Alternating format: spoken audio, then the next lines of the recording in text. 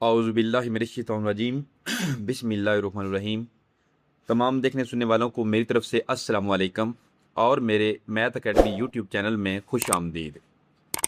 अच्छा जी, हम कर रहे थे 10th क्लास की न्यू मैथ, और न्यू मैथ में हमने चैप्टर नंबर 2 को स्टार्ट किया हुआ था, और चैप्टर नंबर 2 की प्रीवियस वीडियो में एक्सरसाइज 2.5 है उसको हमने डिटेल के साथ सॉल्व किया था।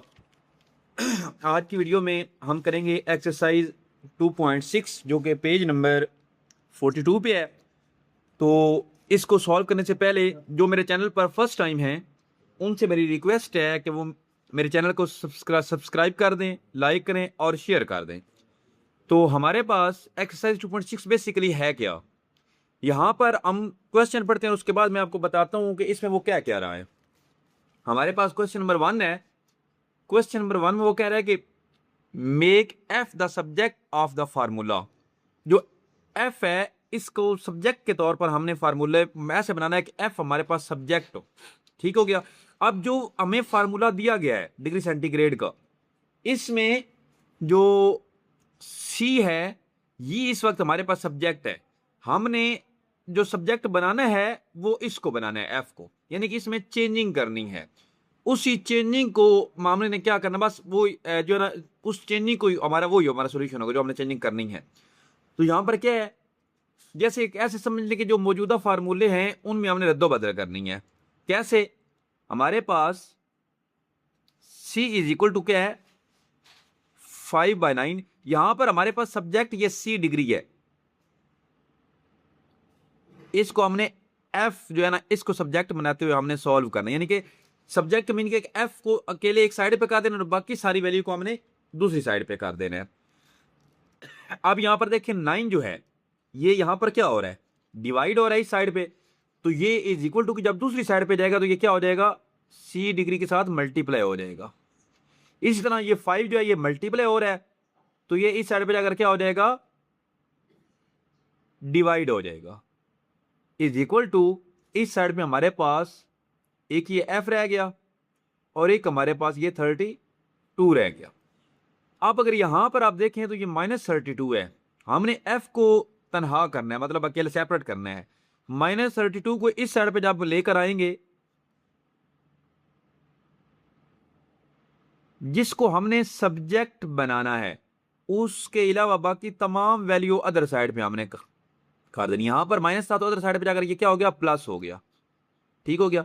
अब इसको थोड़ा सा खूबसूरती के लिए ये f को इस साइड पे हम लिख सकते हैं और ये जो वैल्यू है इसको हम इस साइड पे लिख सकते हैं। ये जी हमने f को एज अ सब्जेक्ट जो है वो हमने शो करवा दिया फार्मूले में। तो यही हमारा इस क्वेश्चन का आंसर है। हमारे पास क्वेश्चन नंबर 2 है, the formula for finding simple interest is I is equal to PRT। Make P the subject of the formula. अब क्या करना है, इसमें जो बी ए जो भी दिया गया उसमें P को एज अ सब्जेक्ट जो है हमने शो करवाना है, और जो B है इसमें हमने T को एज अ सब्जेक्ट जो है वो शो करवाना है। तो सारे एक जैसे ही हैं। सबसे पहले तो हम लिखते हैं I is equal to PRT। तो हमने क्या करना है, P को एज अ सब्जेक्ट शो करवाना है। I ये हो गया, PRT P के साथ क्या हो रहा है, मल्टीप्लाई हो रहा है। तो ये ही दोनों जब अदर साइड पे जाएंगे तो क्या हो जाएंगे, डिवाइड हो जाएंगे। तो P is equal to I divide by RT। तो इसको हम लिख सकते हैं P is equal to I divide by RT। हमने P को एज अ सब्जेक्ट जो है वो शो करवा दिया है। नेक्स्ट इसका बी पार्ट है, वो कह रहा है कि T को एज अ सब्जेक्ट जो है वो आपने शो करवाना है। तो हमारे पास फार्मूला क्या है, basically I is equal to PRT। तो हमने इस दफा T को एज अ सब्जेक्ट रखना है। तो I, अब PR जो है वो T के साथ मल्टीप्लाई हो रहा है, अदर साइड पे जाकर क्या हो जाएगा, डिवाइड हो जाएगा। तो इसको भी हम किस तरह लिख सकते हैं, T is equal to I divide by PR। तो ये हमारे पास यहां पर T एज अ सब्जेक्ट जो है इस फार्मूले में हो गया। नेक्स्ट हमारे पास क्वेश्चन 3 है, make a the subject of the formula s is equal to 2a plus into n minus 1d। हमने क्या करना है, इसमें हमने इस फार्मूले में जो a है इसको एज अ सब्जेक्ट हमने शो करवाना है। तो s is equal to 2a plus n minus 1 into d है।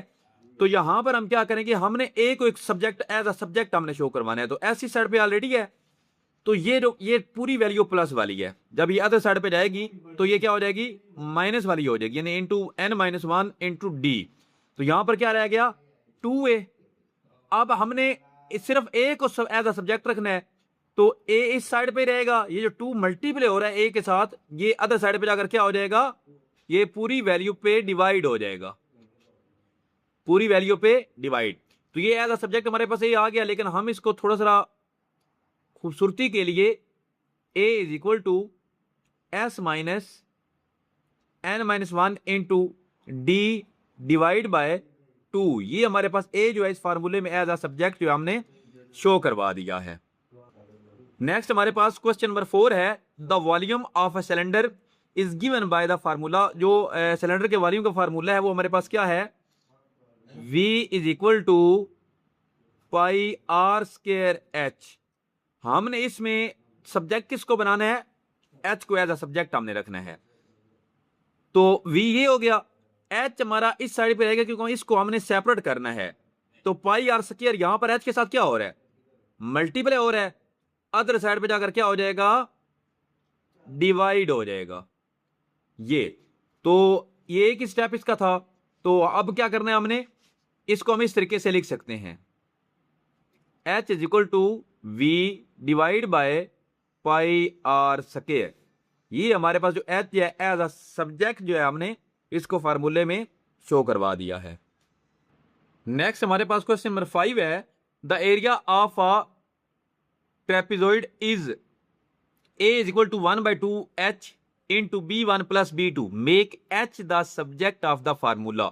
यहां पर हमने सब्जेक्ट किसको बनाना है, h को बनाना है। तो सबसे पहले तो फार्मूला लिखते हैं जो कि हमारे पास है, a is equal to 1/2h into b1 plus b2 into, हमने क्या करना है, 2 यहां पर डिवाइड हो रहा है तो a वाली साइड पे जाकर क्या हो जाएगा, मल्टीप्लाई हो जाएगा। मतलब ये 2a is equal to h into b1 plus b2, ये हो जाएगा। अब यहां पर हमने क्या करना है, h को एज अ सब्जेक्ट रखना है, तो h इस साइड पे रहेगा, तो b1 प्लस b2 क्या है, अदर साइड पे जाकर इस साइड पे जाकर क्या हो जाएगा, डिवाइड हो जाएगा, b1 प्लस b2। तो यहां पर देख लीजिए हमने h को एज अ सब्जेक्ट शो करवा दिया है। अब इसको इस तरह से हम लिख सकते हैं, h is equal to 2a divide by b1 plus b2, ये हमारे पास इसका आंसर आ गया। नेक्स्ट हमारे पास क्वेश्चन नंबर 6 है, if y is equal to mx plus c then make x the subject of this equation. x को as a subject हमने इस इक्वेशन में शो करवाना है। तो y इज इक्वल टू हमारे पास क्या है, mx प्लस c, क्योंकि ये x हमारा टारगेट है, इसको हमने एज अ सब्जेक्ट रखना है। तो नेक्स्ट स्टेप में y, अब ये प्लस c है तो ये सबसे पहले अदर साइड पे जाकर क्या हो जाएगा, माइनस c, और इस साइड पे हमारे पास रह जाएगा mx। अब x के साथ m मल्टीप्लाई हो रहा है, तो ये जब इस साइड पे जाएगा तो ये हमारे पास इधर आकर डिवाइड हो जाएगा, यानी y minus c divide by m। तो इसको हम लिख सकते हैं x is equal to y minus c divide by m। तो ये हमारे पास x एज अ सब्जेक्ट हमने शो करवा दिया है। नेक्स्ट हमारे पास है question number 7, parameter P of a rectangle is P is equal to 2 into L plus W. Make L as the subject of this formula. हमारे पास फार्मूला पैरामीटर का क्या है, P is equal to 2 into L plus W। हमने यहां पर क्या करना है, सब्जेक्ट किसको रखना है, यहां पर L को सब्जेक्ट रखना है। तो P ये 2 इस पूरी वैल्यू के साथ मल्टीप्लाई हो रहा है, तो सबसे पहले इधर आकर क्या हो जाएगा, ये डिवाइड हो जाएगा, तो यहां पर रहेगा L प्लस W।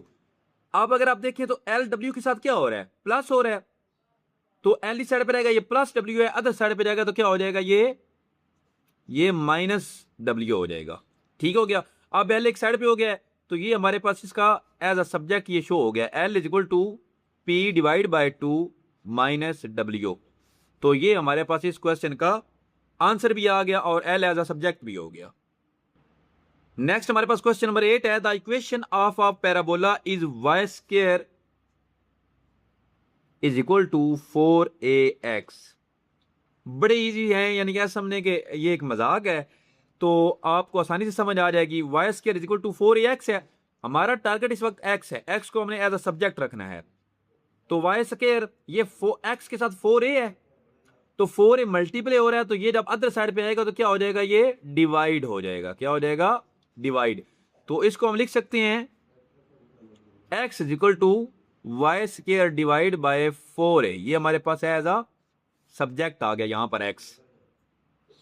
नेक्स्ट हमारे पास 10th मैथ की जो हमारे पास एक्सरसाइज 2.6 है, उसको हम सॉल्व करें। उसका क्वेश्चन नंबर 9 है, वो कह रहा है if P is equal to S minus c where S is selling price. S हमारे पास सेलिंग प्राइस है, make S as subject of the equation.